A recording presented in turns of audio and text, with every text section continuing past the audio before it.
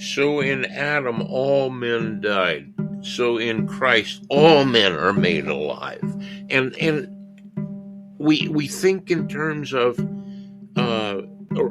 that's a difficult one for us to wrap our head around, because we see so many people embracing certainly less than the goodness of the Lord being lived out through them. Evil is live spelled backwards. Today on In the Shadow of the Cross.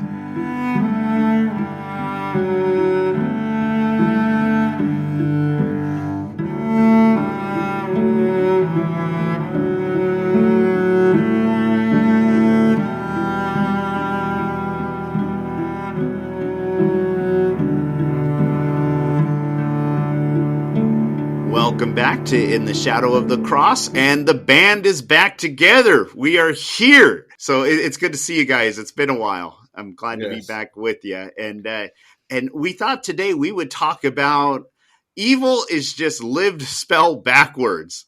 And you might be hearing that going, what on earth? Well, last week we talked about evil, and we were building up to answering a question that somebody had posed about why do bad things happen? If God is all controlling, if God's able to stop these things, if God's all powerful, why are people getting hurt? Why are bad things still happening? Why are bad things still happening to me? And so forth. So we thought we would just tackle this topic. We've been kind of building up to this one, so we thought it'd be fun to jump in and go at it. So boy, this is such a hefty topic. And before we turn the mics on, Michael, you even were bringing up some really good points just about natural disasters and so forth. And so I'm not even sure really, where do we start? Where should we start this? Where would the Apostle Paul start it? Where would the Apostle Paul begin a discussion of the category of kakos, ponerea, evil? Answering a question with a question. Okay, Michael, here we go. It's the drugs they got me on. Yes, exactly. Yeah. You better explain that one. Yes, Michael is. Those of you who don't know or aren't following him, he has an injury. He broke his ankle on black ice during that cold snap we had up here in the Midwest. So it's extremely painful, I'm certain. So it's been a week since surgery. They're busted in 4 places. Wow. In my ankle. Yeah. Man, yeah. So it was really great. I was sitting out in the driveway. It was cold, and I'm sitting there, and I know Cheryl's in the house. She can't hear me because she's got the dog barking in there. The dog's going crazy because it hears me calling her name, but she's just thinking the dog's going crazy. And I told her, don't let the dog out. Don't let the dog out because I'm taking trash out, So I'm sitting there, and I'm trying to lift my foot. If I lift my leg, my foot just goes like one of those football injury oh my things. Gosh. And I thought, this is weird. So I started playing with it. This is like gross, but it was like. So but anyway. So we're talking about suffering, and this is perfect. Well, this is just listen. Suffering due to stupidity for not seeing black ice is one thing, but you can't cure. There's no cure for stupid. So you weren't laying there on the ground going, "God, why have you forsaken me?"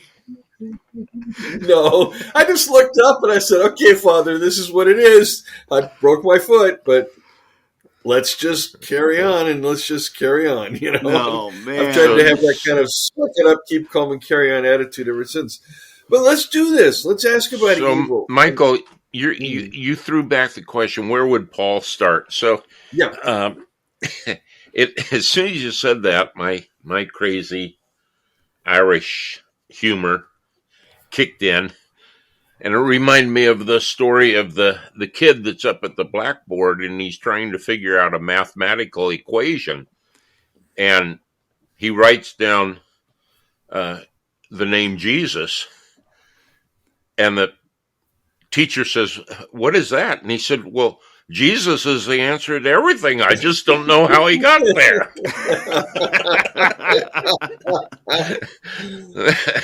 So we could say, well, Paul would have started at the cross. It's like, I just don't know how he got there. No, I'm joking. I'm sorry. Well, I mean, think about it. I mean, Yeah, so if we want to do this in the most interesting manner, we'd do it chronologically. We'd start with the Thessalonian letters right. and ask, well, how does Paul discuss evil in those letters? Well, in those letters, when he's still under the sway of the Jerusalem church and he's still thinking in that second temple kind of eschatological framework, evil is obviously very much related to historical events and historical figures. This so-called man of sin in Second Thessalonians 2, and I know in the first chapter he observes how they have turned from idols to serve the true and the living God, and to wait for Jesus to come from heaven, who will deliver us from the wrath to come. And it's all very much locked into that. But then of course, we've often talked about Paul's second conversion, his I think his real conversion in a sense. He sees in the silent years between 41 and 49, he sees the implications of a crucified Messiah. And Mm-hmm. when we look at the letters after that, Romans, Galatians, Ephesians, Philippians, Colossians, everything but the pastorals, which I discount as non-Pauline. But when we look at the other 8 letters, how does Paul frame evil there? Does he do it the same way? And the answer is no. How does Paul discuss evil? Well, if you go in 1 Corinthians, is there anywhere in 1 Corinthians you can think of that Paul discourses on evil? The only thing I could think of is, but I don't know that he directly says evil, but is when he's talking about the guy who's with his stepmom, I think it was. Well, yeah, and that's a very challenging text, and there I would want to take issue with the majority interpretation, but I follow a line of thinking by a New Zealand or Australian monk, I should say, an Australian monk, Disdar Drasco, and his work on that passage. But no, you can't. It's not even there. There's no kind of like where did evil come from, right? Do we find the same thing in 2 Corinthians? What do we find? Well, we've got that weird passage in 2 Corinthians chapter 6, verse, I think, 14, all the way down through chapter 7, verse 1, where it's as though there's this section that has been lifted out of the Qumran scrolls and inserted right there into 2 Corinthians. And it's a very dualistic text. It just doesn't even sound like Paul. He's using the text uses a term for the Satan, Belial. Paul never uses that. It's a strange piece of text to be inserted there. I think I could explain why it got inserted there and why it got inserted there early on, so much so that it becomes part of the copies of 2 Corinthians. But that has to do with that whole Peter-Paul debate going back in Corinth that I discussed in my work. So there's nothing really there. You have evil messengers, evil apostles, servants of Satan mentioned later in the letter. Yeah. Right? Romans. Does Romans have any extended discourse on evil? No, there really isn't. The first 4 chapters, which are not Paul's theology, but Paul's questioning the interlocutor. Mm-hmm. No, nothing there. Chapters 5 through 8, nothing there, except for that beautiful eschatological metaphor in chapter 8. I'm sorry, except for chapter 7, where you have the evil that I do, the evil that's in me. Okay. So all of a sudden, whatever we're looking at in terms of end times and evil in history is now become very existential, very personal, right? Yeah. And then you get to like Ephesians, and we see this being played out. It's very interesting. If Ephesians is the first letter written since Thessalonians, which would be about a 9-year gap, if Ephesians is the first letter written, we see that evil is not played out in chapters 1 through 3, the stage of world history. It's not played out in chapters 4 and part of 5, the church. It's not played out in chapters 5 and part of 6, family structures. But it's played out in the life of the Christian. Evil's a drama that takes place where? In our life, our spirit life, as it were. Okay? Okay. And so, I don't see Paul having these big questions about the nature of evil, where evil comes from. Paul doesn't seem to do that. The writer of the Gospel of John, in a conversation on this topic, does in fact want to take it back to the beginning, where there is a liar and a murderer in John 8. Mm-hmm. So the author of John is at least willing to discuss the origins of this evil, and he will of course harken back to the Genesis myth of the snake and Cain.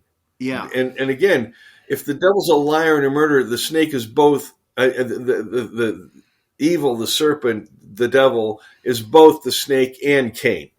You can't separate them. You know what I mean? Okay, right. Liar and murderer. Okay, so they both stand in for the human species. They both speak to our condition.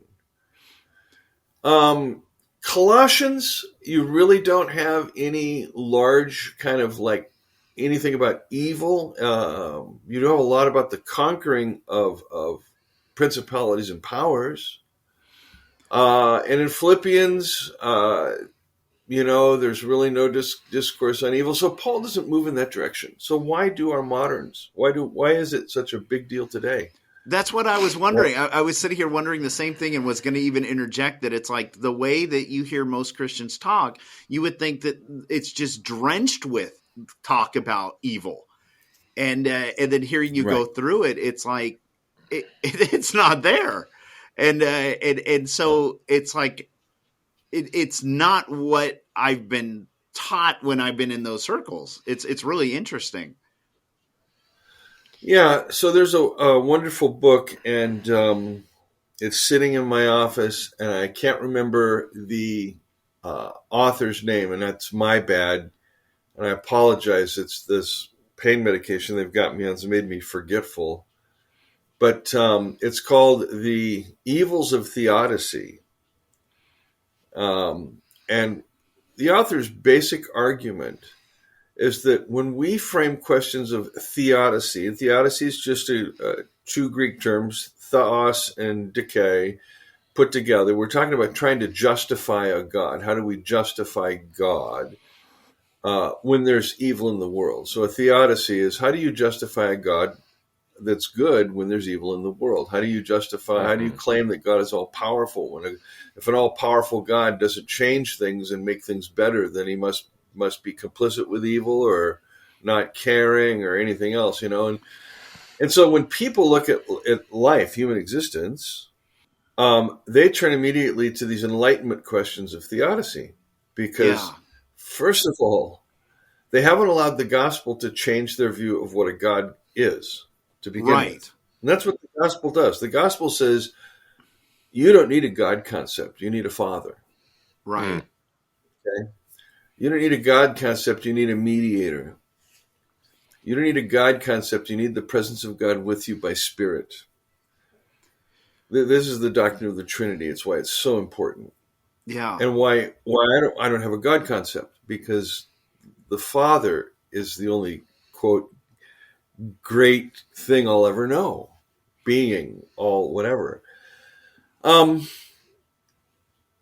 So I find that modern questions about theodicy almost always begin with people feeling ripped off and shortchanged, and they're bitter or broken. And again, I'm not saying that suffering isn't real. Suffering is very, very real. But to attribute it to a father that doesn't care, in my mind, doesn't work. To attribute it to a God that doesn't care, yeah, anybody can do that, because gods are fickle. God's absurd. Right. Look at our gods. Look at the gods we create, right? I mean, look at our Marvel superheroes. They're our new gods. If you want to know what an old god looked like, just look at a Marvel superhero. in the Right. Marvel universe, and that's what you're looking at. It's populated with beings and multiverses and this and that and the other, and there's no end. There's no end to this so-called eternal battle between good and evil. Well, the gospel says that's crap. There is an end to this. It is been put to an end in space and time. Jesus Christ, when he died, he took with him everything: the law, you, me, my enemy, my country, my race, my gender, my knowledge, your knowledge, everything that you are, everything that's our past that we call history is absorbed into his story of dying, and everything dies. And if we recognize that, if we're willing to go there, and then we're willing to start with this understanding of the resurrection as the vindication of this beautiful mediating figure, Jesus of Nazareth, the true Son of the Father, who's then given the name above all names. It's then that we can begin to see that the God who makes heaven and earth has also chosen and been willing to become heaven on earth and allow us to do as we pleased with this God. And we did do as we pleased, and we did to this God what we do to all gods. We kill them. Wow. Yeah. And we are still loved. And to me, when you frame history and space and time that way, it's very, very different than, why do bad things? I know why bad things happen. I know people drink and drive drunk and kill somebody. That's a bad thing. Yeah. It's not as though it's a bad thing to place at the doorstep of the Father at that point. It misunderstands the role of the Father in the universe. And Mr. Durkin, you take over, please. So we have a it's almost like we have a ball of string that or a bird's nest in our fishing line that needs to be untangled here. Uh, and sometimes you just need to just cut it out. And restring your line. It's like, okay, you can't untangle every mess, and cautiously or carefully or whatever. Sometimes let's throw it out and let's start all over again, because again, it goes back to so many things that we've addressed over the last year. Flatline reading. I've had this discussion with a lot of people over a lot of years, and it seems like there's always somebody that wants to go back to this scripture in Isaiah 45, where God is saying, I am the Lord and there's none beside me. I gird you, I know you. And then he goes on to say, I form light and create darkness. I make peace and create evil. Yeah. I, the Lord, do all these things. And see, Yeah. God said about himself, he creates evil.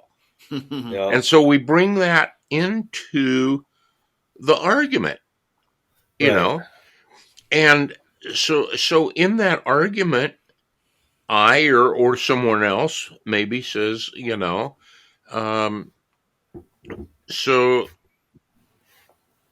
what about I'm light, no variableness, no shadow of turning, no, just what about the stupid thing that we do in church where the minister says God is good and everybody choruses back all the time, and it's like, oh, well, But God also creates evil, so evil must be good because God only does good things.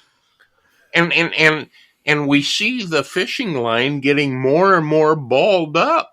And we're bringing all this into. You bring out Romans 7, and people say, that's my experience. I'd like to be a good boy, but I've got evil in me, and God created evil. And you're like, oh my God, what kind of theology do we have here? We have no theology in this respect.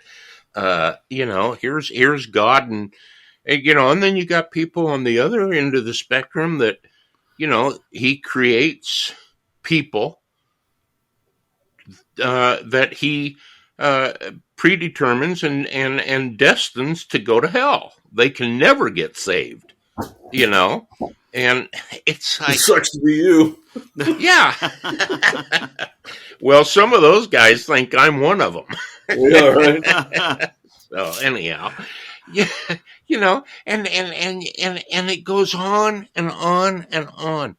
I was talking with a group of guys yesterday, and we had a new guy come to our little breakfast table, and we're just sitting around, and and we're actually, we had 3 new people yesterday, and we're sitting around and we're just talking about our life and who are you and who am I, and what's your interest, and et cetera, et cetera. And all of a sudden, this guy just like, I've been thinking here, what would mighty men of God in the Lord's day be talking about? Would they be just sitting around talking about baseball? Of course not. They'd be talking about the deep things of God. And we're mighty men of God. And I was like, oh, good. Who invited this guy? And I did. And so he gets on this authority. He gets on this authority kick, okay? There's so much homelessness here, and there's so much drugs here, and there's so much, and I walk down the street and I see demons everywhere, and we're not teaching the sons of God to take authority over this evil. And I'm sorry, but I couldn't handle it anymore. And I said, well, why would we take authority over something God created? And he just like, what? And I took him to Isaiah. I said, God said he created this evil. So why would we take authority over it? And he just didn't know. He didn't know where to go with it. And of course, I was having fun. I mean, I was just like, And the guys that knew me, they're all sitting back, just kind of snickering and under their breath. It's like, go Jim. There he goes. But it's we just have such a twisted mind. I ended up saying, there's something that I'm another lie that's kind of getting exposed, and I know it's going a little off topic, but I'm pretty excited about it, quite frankly. And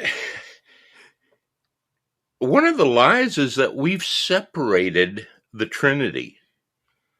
Well, I don't know about God, but I sure do love Jesus. It's like he's cool. And, the Father, I don't know about him because, and here it goes again, because, he commanded people to kill, and he commanded people to rape, and he commanded people to, so the Father is evil. Jesus is a pretty cool dude. And the Holy Spirit, we don't even get him, so we just kind of leave him out in the dark. And I'm kind of wrestling in my spirit with, I don't think you can separate them. I think you either have a relationship with the Trinity or you have no relationship. That may be too strong of a statement. I don't know. I'm looking over at. We get to see each other as we talk here, so I'm looking over at Michael to see if he's nodding his head or if he's slapping his forehead. Like, oh God, there goes Jim.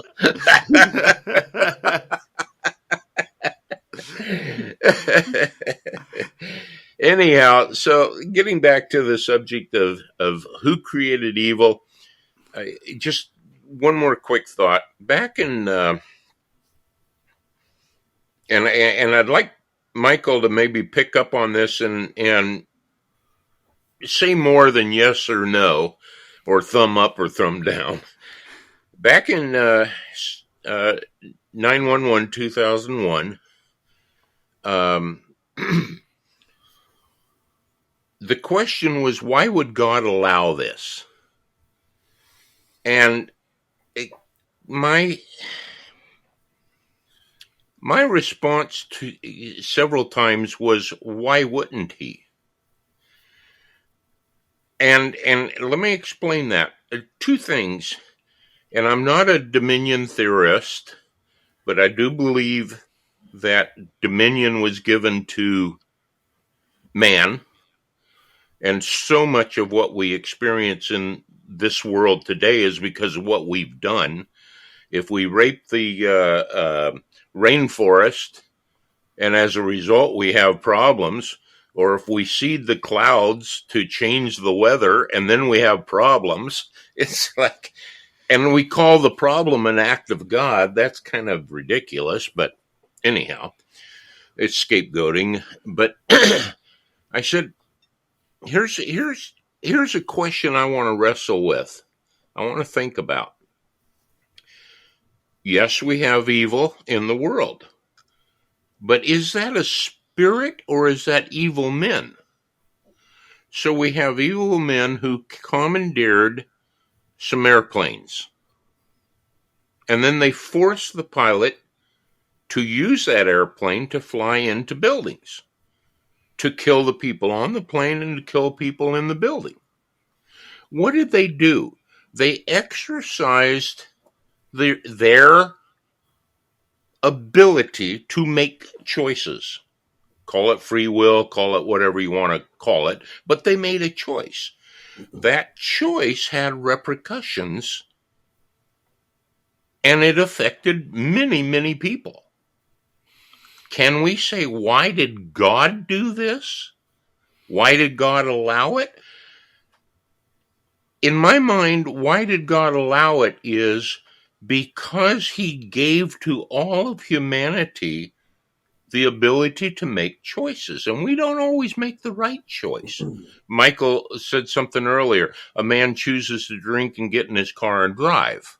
Okay. Somebody may get hurt because of that. And it may be, let's just say, a young man that was on his way to his wedding. And now the bride is standing at the altar waiting for her groom to show up, and instead she gets a message that he's been killed. And I said, if God stepped in like you want God to step in, and he took away from that drunk driver the ability to make the choice. He starts to get in his car and God freezes time and he can't even open the door to his car because God prevents him. Or those men that commandeered the planes and flew them into buildings. God stopped them. Then God must, because he is no respecter of person, must take free choice away from all of us. He can't, well, I'm taking free choice away from you because too many people are going to get hurt, but I'm going to let this guy over here have free choice. That wouldn't be God. And I look at that and I say, why did God allow it? Because God's good. And because God's loving. And because God has given to us the gift of not being a cow out in the field chewing its cud because that's what we do. we're human beings who get to make choices. And some choose to make choices that become what we call evil. So back to you, Michael. Yeah, let's okay. So we can acknowledge right off the bat, Scripture has many approaches to this question. The Book of Job is one. Yeah. The Book of Job, in its early form, just the speeches without the beginning and the ending, is the first one, and then the chapters 1 and 2 and 38 to 42 get added on later. That's another explanation. There's two. The rediscovery, so-called rediscovery, of the book of Deuteronomy during the kingship of Josiah in 621 BCE is another explanation for evil. Torah in Genesis, the great thinkers who came up with the great poetic myth of Genesis 1 through 11 have another explanation. Isaiah, who wants to make God alone God, and established not just henotheism, one God above others, but monotheism, only one God, has God the maker of everything, good and evil. Mm-hmm. And then we get to the New Testament, and what do we see in the New Testament is we open up into a world. If we just open up the New Testament, we go from all the debates and the arguments and where is evil, why is evil, song Ecclesiastes has its own way of answering that, again, all these ways of answering that question. All of a sudden we walk into the New Testament and we see this really strange figure battling spirits. Mm-hmm. What? Well, where did all this come from? It wasn't in the Old Testament, the text there, the Jewish scriptures, right? You don't find a lot of that in Second Temple Jewish literature prior to Jesus. You don't find a lot of that kind of discussion of casting out of demons by a human being and this and that and the other. It's certainly not someone who had that as a ministry. And when you stop and you go, okay, wait a second. One, why is the Jesus story being cast in this frame? Why this narrative? Why this kind of a narrative? Well, one, this very same Jesus who is now battling these cosmic, and I mean truly cosmic figurations of evil, so to speak, is also Lord over chaos. And we see this in the walking on the water. Mm-hmm. Jesus has and can have a relationship. The physical human Jesus can have a relationship with the physical reality around him that would actually allow him to walk on water. Okay. We see he's Lord of the chaos, Lord of all this. This is the whole comport of this narrative. He is Lord over this darkness that's out there. He's Lord over the so-called perceived darkness in the natural world. He's Lord over it all. And yet, when it comes to his relationships, he surrenders and is not a, quote, Lord. He is a servant. And this is really, really key. If we're going to understand the Creator, if we're going to understand what evil is and our relationship to it and what we can do about it and what we can't do about it, we're going to get any of this, we have to get back into the life of Jesus. Now, I'm not saying everybody's going to go out and be an exorcist. That's absurd. Because when you look at the kinds of things Jesus was casting out demons in, some of these could be medical issues. Jesus was a healer. He healed.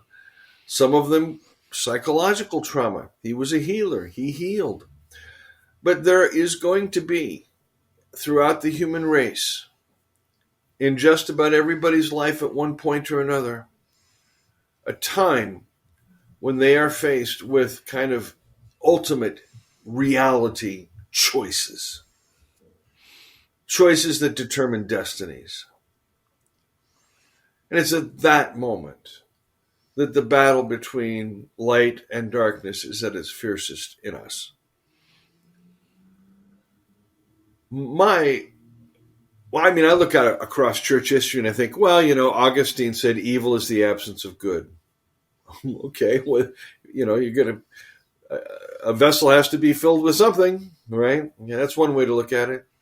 Karl Barth said, Das Nichtige, evil, is nothingness. Das Nichtige, it's nothingness. It doesn't have an ontology of its own. It doesn't have a being of its own. It doesn't mean that it's not, quote, real, and it doesn't have its effects. But I think if we're going to really come to terms with this, we're going to have to come to terms with it in that way that Barth did, which is the way Paul did. Christ is Lord of the cosmos. Mm-hmm. No matter what we think is evil or wrong or bad. I was sharing the other day, sitting here with Cheryl.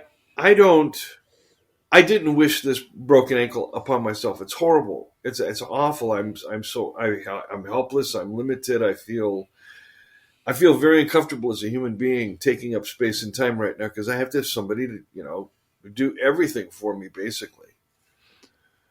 I didn't ask this. I didn't wish for it, but I said, I'm just gonna ask myself, how can I make this situation be for my benefit? Mm-hmm. One, I can let it slow me down. It's given me certainly a week of time to kind of reconnoiter my life because I'm starting all over. As I just moved as well. I'm just trying to find the positive that will come out of this, or make the positive happen. All things work together for good to those that love God, and I do. To those that are called according to His purpose, I am. So the Father is out there weaving good things even now. Yeah. I trust that about the Father. And so instead of lamenting, I broke my dang ankle, oh God, it's such a bummer, man, can't do anything, I don't like life. Instead of having that kind of an orientation toward life, I've chosen to take on the orientation that the Father just loves me immensely. He loves me enough to put us back together again here, the three of us. Don't know if that's a sign that He loves you, but it's a sign that He loves me. So then, Michael, you have two other that I can think of, two other trains of thought. One is maybe I'm out of God's will. Maybe I shouldn't have moved here. And maybe this is God's way of showing me that I made a wrong choice. There would have been a lot easier ways to do that, Father. Of course. That's one school of thought. Another school of thought is, that God left it, God knew the ice was there. God could have stopped me from walking down that path. God could have this, but God let that happen because He wants to teach me some things about His nature, and He wants to slow me down so He can talk to me, and He wants to, in other words, God did this thing to me. So address those two schools of thought. Well, first of all, I'm in the will of God whether I am with a broken leg or without, whether I am in a wheelchair or running a race. I'm in the will of the Father. Nothing can remove me from that. That's the admonition there at the end of Romans 8. Neither life nor death nor angels and principalities nor powers nor things present nor things to come nor any other thing nor height nor depth, nothing can separate me from the love of God in Christ. Period. End of story. So I can't start with the question of, why did this happen? That's not a question. It's an irrelevant kind of reality. Good. I'm just loved, and it's all good. So I'm in the will of the Father no matter what. Second, my first tendency, Jim, it was really interesting. It was very interesting after I was analyzing it for a while, was to attribute this to my folly. And I'm not sure what that means, but kind of like, mea culpa, my fault. This is all my fault. Okay. And wanting to find some reason to blame myself for it. And I realized that, I don't need to blame anything or anybody. This was black ice, man. This is the rest of the concrete you could see was fine. Yeah. This was not something that could have been anticipated.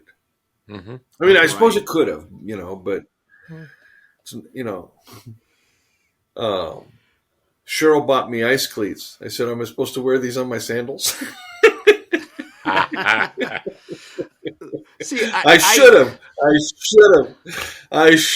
Anyway, so anyway, I don't. I don't look for me. For me, there is evil. Evil is a reality. Small r. It's a reality. Second, it's a reality that we humans created, and we have empowered. We have given it our power. It has power over us. Okay? These false gods, these false god narratives, these false mythologies and worldviews, these are all the God concepts that we've given power to, and evil, and the notion that somehow, violence is good, and all of the stuff that we do. We've turned it into our God. And I guess if I lived in that world right now, I'd be, pretty pissed at my God for letting this happen to me, But in the world that I dwell in the world that's in the shadow of the cross and the tomb, the empty tomb, circumstances are just that. They're just circumstances. They happen, Any one of the three of us, our listeners, we could get a diagnosis of something tomorrow. We could break a leg tomorrow. Sure. We could have somebody close to us get hurt tomorrow. We could be in a war tomorrow, for all we know, the way things are going right now. Yeah. Is there evil out there? Yes. Do people mean to hurt each other? Yes, they do. Do we have to deal with people that are sociopathic and psychopathic? Yes, we do. Are they any less human than us? No. Are they symptoms of who we are if we weren't so afraid of going to jail? Yeah. Interesting. I don't know. It's hard for me these days anymore to attribute evil to people. It's very hard for me to do that. I think, like Jesus, when he separates action from intention in the atonement, they don't know what they're doing. I could go back to 2017 and I can ask, were the people that destroyed Preaching Peace, were they evil? Well, at the time I thought they were. I thought they were the most horrible people on the planet, But I've learned since then they were just broken people looking to air a grievance and needing some random white guy to strike down, and I'd happen to be the guy, And it's okay. My life took a different turn in that because of that. It took a massively different turn. Massively different. I never saw that turn coming. Not in my wildest dreams. And the last 7 years now, since that, as both of you know, have for me been both emotional and physical ups and downs, like a roller coaster from hell in some ways. And yet I keep finding myself being strengthened for the next part of the journey. And that's what I'm saying. I'm saying to the Father, bring it on. I'm not saying that. Right. Not saying that. But I'm very, very grateful for the work of the Spirit, for Jesus, who I know prays for me, for the Father who's at work even now healing me, in the flesh, in the force, in the Spirit. I don't know, man. I don't know. I'm way too much in love with life, or live, to be all that concerned about evil, which, first of all, is already forgiven and thus forgotten. Yeah, and that brings us to the mystery of again, to the mystery of the cross, the mystery of Father's love. Um, that God was in Jesus reconciling the whole world to himself. So in Adam, all men died. So in Christ, all men are made alive. And we think in terms of, that's a difficult one for us to wrap our head around, because we see so many people embracing, uh, certainly less than, you know, the goodness of the Lord being lived out through them. And I go back to another scripture that says that, this is the condemnation, that light has come into the world, Yeah. but men love their darkness more than they love the light. And I look at that and I say, I think that's I think that's part of it. The law of God is written in the heart of every man. Every man has been forgiven. Every man has been given life, the life of God, and yet not every man wants that. Some just, you know what? I kind of like the life I have right now, and I kind of like hurting people. I kind of like doing this. I kind of like doing that. And and then we get to, again, we go back to that twisted ball of fishing line. It's like, well, God must God's using them in my life to make me a better person. That's like, just cut that knot out and throw it away, and restring your fishing pole, and and get rid of that. So I have a if post somewhere, if Jim. people want to like their life, and their life is hurtful to others, that doesn't change the fact that I'm loved by God. I like what That's you're right. saying, Michael. Yeah. I live in that love. And I don't live by the circumstances of the ex biker who lives next door, who kind of, has the pit bull, and he kind of growls every time he walks by that. Not the pit bull, the man. Every time he walks by my house and I'm on the porch. And it's like, does that change? Oh, it's going to be a bummer day. I mean, oh God, I need your help to get through this day because my neighbor growled. It's like, I'm loved. Ruby, Ruby, Roo. So, Go so ahead. I'm glad you brought up that text, because earlier in the conversation, I'm sitting here. I've been mulling this for some time now. It's Paul in 2 Corinthians chapter 4. He's talking about the difference between him and these false apostles. Paul says we don't use underhanded, deceitful ways. We just speak truth. We don't have to commend ourselves like others do. He says, even if our gospel is veiled, Mm-hmm. it's veiled only to those who are in the process of perishing. Again, Mm-hmm. not eternal conscious torment nonsense, but whose lives will cease to have any meaning or Mm-hmm. purpose. Mm-hmm. Okay. In their case, and this is so interesting to me, the God of this world has blinded the minds of those who don't trust, to keep them from seeing the light of the gospel, the message of the glory of God, of the glory of Christ, who is the likeness of God. In other words, what is it people are not seeing? They're not seeing that God is like Jesus. Right.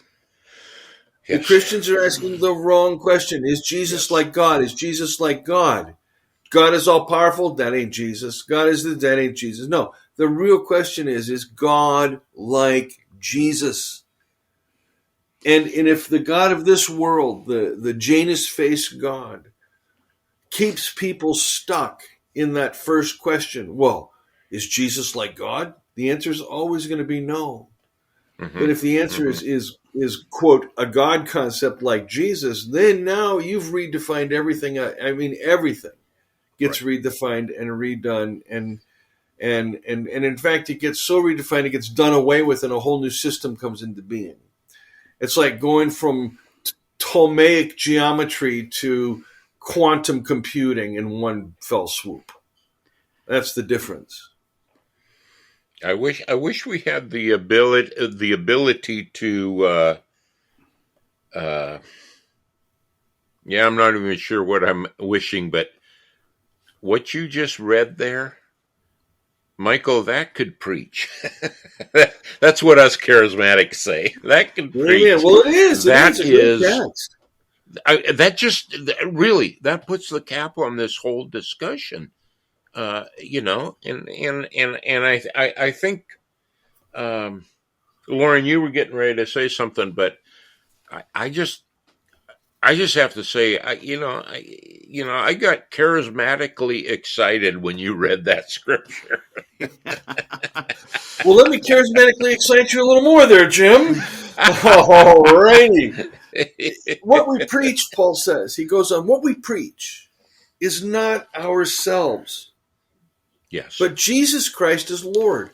Well, when we preach ourselves, are we preaching ourselves as Lord? Are we saying that humans are at the top of the food chain? Are we saying that, we are the ultimate in reality, that there is nothing above us? What are we saying when we preach not ourselves? But Jesus is Lord, and ourselves. So now Paul's going to say, okay, this is what ourselves are. Your servants. For Jesus' sake. For it is God who said, let light shine out of darkness. The same God who took this tohu vobohu, this chaos, this primordial mass, blobby, whatever, and said, let there be light, brought order and structure to this, is also shown in our hearts to give us light of the knowledge. So we're going to know something. What are we going to know? We're going to know about the glory of God. That is God's favorite opinion of God's own self in the face of Jesus of Nazareth. This is the same way as saying, this is my beloved son. Listen to him. Same thing. And then he goes on and he says, and we have this treasure in earthen vessels to show that the transcendent power belongs to God and not to us. And he goes on to just go through this catalog. Yeah. We are afflicted, but we're not crushed, perplexed, not despairing. Why? If we have this treasure in earthen vessels, and the metaphor is about light, we're carrying light within us, right? But unless we're cracked and broken, there's no place for the light to leak out of. Yeah. And thus shine. That's so good. Loren, you had something there, and then I want to read Facebook posts that I got about the podcast here. So, okay. Go ahead, Loren. Well, I don't know. With 7 minutes left, I'm kind of opening a whole nother can of worms here. But I've kind of a place where when you look There's always next week. Yeah, that's true. Because when he said next week. Because when you look at Jesus, who's showing us the Father as on the cross, we see a God who a father, not a God concept, who empties himself of power. And I was hesitant if I even want to say this, but my thinking when Michael, you talk about you slipping on the black ice. My thinking is, I think the Father was just as surprised you slipped on it as you were. Um, because where I kind of see this is, I love doesn't control. Because God is love, love doesn't control. I think the Father actually experiences the future with us. I think the Father is, because he's the most brilliant being in the universe, he connects dots. So he sees things that are beyond what we can see because of his ability to connect dots. So like he knew, Peter, you're going to deny me. You're going to deny me 3 times. But I don't see him as like, he was like, it's destined, it's written, Michael's going to walk out the door and he's going to slip on black ice. It's that I'm sorry, I'm like treading on eggshells here just because I'll just put it out there. I just don't think God controls events like we think he does. I think the Father, let me give this scenario. My dad was killed by a drunk driver. The drunk driver, the person, they tried to keep him from leaving the party. He insisted on leaving, took his keys, and left anyway. My dad was on a cross-country bicycle trip. He was going down the road. The guy passed my dad going the other direction. His girlfriend called him to come back to the party. He fought with her on the phone and then finally turned around to go back to the party, and that's when he killed my dad. I think that guy could have made several choices in that moment. I don't believe the Father was saying this is destined, that Loren's father, that Lyle Rosser is going to be killed by this drunk driver. I really believe it was in that moment of decision that guy made of what determined what was going to happen. And I think the Father rode along with us in that as far as how everything would unfold. I don't think the Father controlled that guy's going to turn around. And because God's not the controller, it even is this. Does the Father even know for sure that guy was going to choose that? See, because you're opening up open theism questions. You're opening up futurology questions. You're opening up process theological questions. Right. You're opening up so many. You're exactly right in terms of you didn't just open up a can of worms, buddy. You opened up a worm factory. Right, exactly. That's why I wasn't sure I wanted to even go there. But the bottom line, just bringing it down, is I just don't ascribe to the whole controller God theology that, everything's written in stone and it's destined and God has this ultimate plan, and he had plan A, and but he knew you were going to choose plan B, so that really was his ultimate plan. And I don't ascribe to any of that because of, and the reason why I don't is because of the cross and because of not having a God concept anymore, but a Father who's continually emptying himself of power. So let me ask you this question. Is it the difference between those of us who tend to write our narratives from the present forward? We have memory, we have past, and we have forward, future. But what if you were to write the whole story from the end, starting at the end, and working that's back? True. Yeah, that's true. That's even what screenwriters do sometimes. Yep. Right. And we have so many questions in here to tackle. We could do it next week.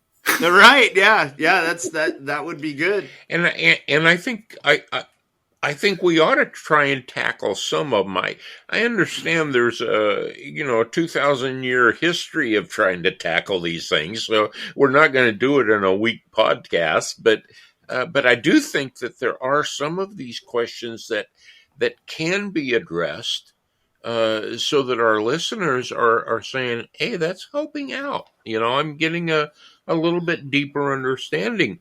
I want to read in relationship to that. So I made a new friend on Facebook, and so he reached out on Messenger and he said, "Is this the same Jim Durkin who speaks on the YouTube podcast with Mike Harden and Loren Rosser? If yes, hi. I just wanted to introduce myself briefly. I have listened to every episode. I also like to leave comments on my reactions of my podcast videos on your YouTube, from my YouTube channel. Wes Zilli, that's me. And I'm very grateful for all that you share in your discussions. I enjoy them so very much. They're like spiritual nourishment to me in times that I need. Thanks, Wes Souza. Wow. I don't know if you guys know Wes or not, but I I was think I like, do. that's so encouraging. I've Yeah. listened to I haven't even listened to every episode. I haven't listened to any of them. So shout out to Wes Souza. Cheryl says to Yeah. me the other day, she says, "Do you know when you said such and such on this episode?" I said, "I don't know. I said What's an that. episode? I don't know what I said. I have no idea. It's gone." See, I'm in the opposite boat because I have to go back and edit these, so I get to hear them twice.